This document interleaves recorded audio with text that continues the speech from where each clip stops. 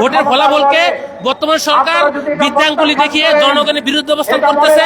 আমরা আশা করব অতি শীঘ্রই জাতীয় সংসদে সংস্কার কমিশন গঠন হবে এবং জুলাই সনদের আইনি ভিত্তি কার্যকর করতে হবে।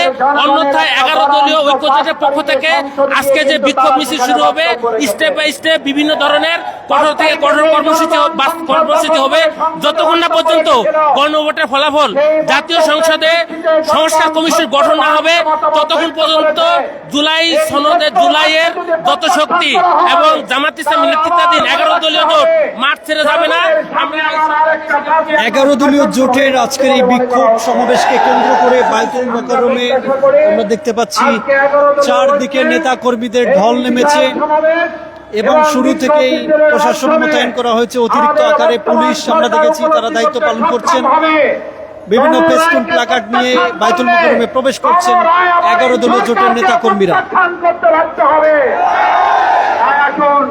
গণভোটের গণরায় বাস্তবায়নে তাদের এই কর্মসূচি এবং জামাত সহ 11 দলীয় জোটের নেতারা এখানে উপস্থিত থাকবেন, বক্তব্য প্রদান করবেন এবং এই বিক্ষোভ সমাবেশ অত্যন্ত গুরুত্বপূর্ণ বলে বিবেচিত হচ্ছে।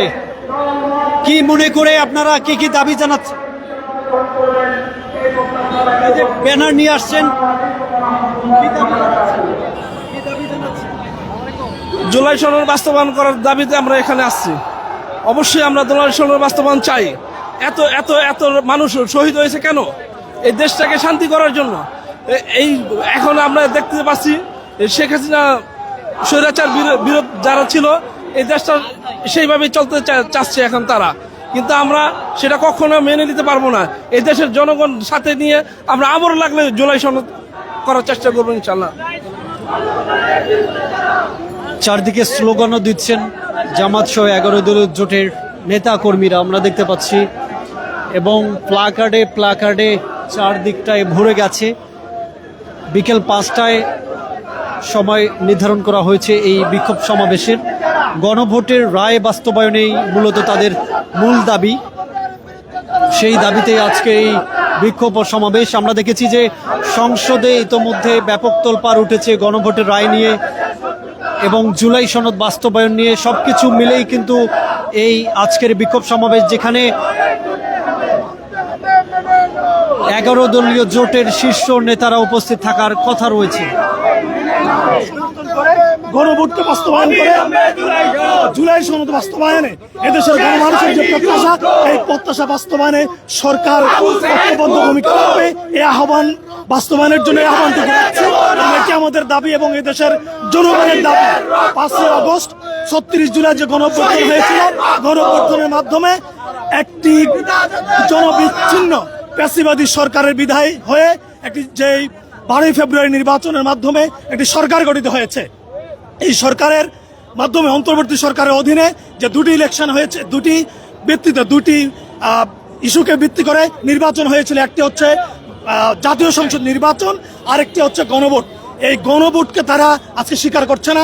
জনগণের 70% জনগণের রায়কে তারা উপেক্ষা করছে। সুতরাং জনগণের রায়কে উপেক্ষা করে অতীতে কোনোদিনে কোনো স্বৈরাচার যেমন টিকতে পারেনি, কোনো পেশিবাদ টিকতে পারেনি। এই সরকারও যদি জনগণের রায়কে মেনে না নেয় তাহলে সরকার কোনোদিন টিকতে পারবে বলে। ধন্যবাদ আপনাদের সবাইকে। বিভিন্ন সময় বিভিন্ন কথাবার্তায় স্পষ্ট করেছেন যে তারা হয়তো আবারও আন্দোলনের ডাক দেবেন বড় ধরনের। সে বিষয়ে আপনার কোনো মন্তব্য আছে?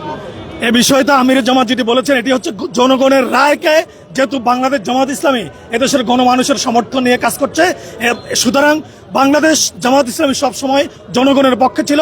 জনগণের যে কোনো অধিকার আদায়ে বাংলাদেশ জামাত ইসলামী ঐক্যবদ্ধ রয়েছে এবং জনগণের দাবিকে প্রাপ্তিতে রূপান্তরিত করার জন্য বাংলাদেশ জামাত ইসলামী আমির জামাত যে আন্দোলনের ঘোষণা দিয়েছেন এবং যে আজকের এই বিক্ষোভ সমাবেশের ডাক দিয়েছেন, এদেশের সাধারণ মানুষ এই আন্দোলনের সাথে ঐক্যবদ্ধ হয়েছে এবং আমরা বিশ্বাস করি সরকার জনগণের এই দাবির মুখে তারা এই রায়কে মেনে নিতে বাধ্য হবে।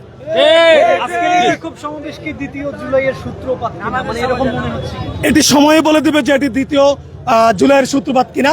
তবে আমরা মনে করছি যে সরকারের শুভবুদ্ধির উদয় হবে এবং সরকার এই দাবিকে মেনে নেবে। দর্শক, আমরা শুনলাম এখানকার যিনি 11 দলীয় জোটের কর্মী, তিনি কথা বললেন।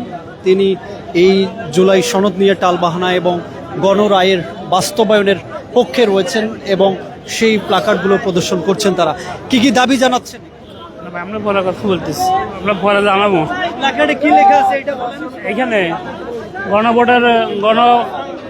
গণভোটের আদেশ বাতিল, জনগণ মানে না, মানবে না। অধ্যাদেশ জনগণ মানে না, এটাকে বাস্তবায়ন করার জন্য আমরা মাঠে এসেছি। আমরা এটা তো কোনো শুধু জমাদার নয়, এটা এনসিপি সকল 11 দলের ঐক্য ধরতে আমরা জামাত ইসলামের পক্ষ থেকে এসেছি।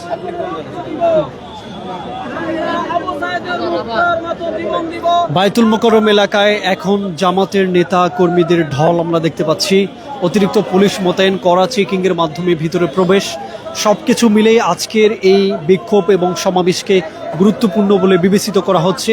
রাজধানী সহ বাংলাদেশের এখন চোখ এই বিক্ষোভ সমাবেশকে কেন্দ্র করে, কারণ এখানে সরকারের যে বিরোধী দল রয়েছে সেই বিরোধী দলের নেতারা উপস্থিত থাকবেন। 11 দলীয় জোটের শীর্ষ নেতা যারা রয়েছেন তারা উপস্থিত থাকার কথা রয়েছে। সে কারণে আমরা দেখতে পাচ্ছি একদম ঘন্টাখানিক আগে থেকে এখানে নেতাকর্মীদের উপস্থিতি। প্লাকার্ডে ভরে গেছে পুরো বায়তুল মোকাররম এলাকা। যত সময় বাড়ছে তাদের উপস্থিতিও আমরা দেখছি যে বাড়ছে, এমনটাই দেখছি। বিকেল 5টায় এটির সময় দেওয়া হয়েছিল, সেই বিকেল 5টায় আসলেই এই সমাবেশের পূর্ব নির্ধারিত সময়, সেই অনুযায়ী শুরু হবে। আমরা দেখতে পাচ্ছি যে আলোচক যারা রয়েছেন তারা ইতোমধ্যে প্রারম্ভিক বার্তা সেটি দিয়েছেন। এটি বায়তুল মোকাররমের উত্তর গেট। এখানে পুলিশের অবস্থান দেখুন, চারদিকে কঠোর অবস্থানে পুলিশ আমরা দেখতে পাচ্ছি।